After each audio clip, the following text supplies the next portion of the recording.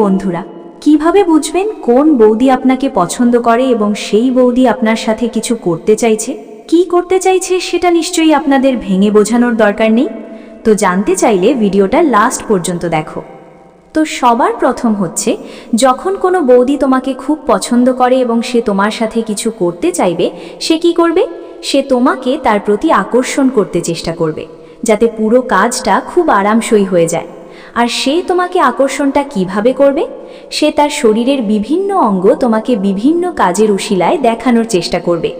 যেমন ধরো, কখনো বুকের কাপড় নেমে যাওয়া বা কাপড় সরে যাওয়া, অথবা পেটের কাপড় সরে যাওয়া, অথবা কাজের উশিলায় এমন ভাব দেখাবে যেন সে কিছুই জানে না, এমনি এমনি পুরোটা হয়েছে। আর সে তার পায়ের কাপড় হাঁটু পর্যন্ত তুলে দেবে। তো এমনটা যদি কোনো বৌদি তোমাকে দেখে বারবার করতে থাকে, তখন ধরে নেবে তার ভেতরে আগুন জ্বলছে, সে কিছু একটা গন্ডগোল করতে চলেছে। এমনটা যখনই হবে তখন কিন্তু তোমাকে সাবধান হয়ে যাওয়া দরকার। এবার শোনো, 2 নাম্বার, বিশেষ ভঙ্গিতে চাওয়া। সাধারণ মেয়েরা যেভাবে তাকায় তার থেকে একটু আলাদা ধরনের তাকানো থাকবে। তুমি তাকালে সে লজ্জা পাবে, চোখ নামিয়ে নেবে। মাঝে মধ্যে নিজের ঠোঁট ছোঁয়া, ঠোঁট কামড়ানো, এই ধরনের বডি ল্যাঙ্গুয়েজও দেখা যেতে পারে। কোনো বিবাহিতা যদি এভাবে তাকায় আর এমন ভঙ্গি করে, বুঝবে ভেতরে ভেতরে অনেক কিছু চলছে। এবার শোনো, 3 নাম্বার, তোমাকে কাজের অজুহাতে ঘরে ডাকবে।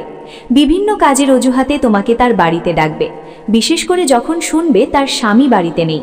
ইলেকট্রিক, গ্যাস, মেরামত, এই ধরনের সাহায্যের কথা বলে তোমাকে ডাকতে পারে, যেন সুযোগ তৈরি হয়। 4 নাম্বার, ছোঁয়ার চেষ্টা করবে।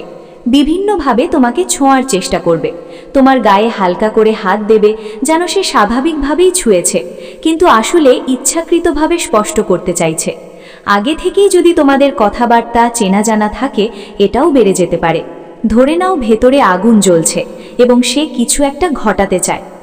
এবার 5 নাম্বার, স্বামীর নিন্দা করা। সবসময় না হলেও অনেক সময় স্বামীর দোষ, অসন্তোষের কথা বলবে। এটাও কিন্তু একটি লক্ষণ সে তোমার প্রতি আকৃষ্ট এবং তোমার সাথে কিছু একটা করতে আগ্রহী। এবার হচ্ছে শেষ সতর্কবার্তা, যেটা অনেক গুরুত্বপূর্ণ। হয়তো তোমারও ভেতরে ভেতরে তখন মনে হবে, চলে যাই, মজা হবে। মনে রেখো, যতই ডাকুক না কেন, এমন জায়গায় যেও না। সাময়িক 2 মিনিটের সুখের জন্য জীবনের বড় ক্ষতি আনা ঠিক না। যতটা সম্ভব দূরে থাকবে। খুব বেশি চাপ মনে হলে বাড়িতে একা থেকে নিজেকে নিয়ন্ত্রণ করো। এর বেশি কিছু করার চেষ্টা করো না। আজকের মতো এই পর্যন্তই। আশা করি বুঝতে পেরেছো।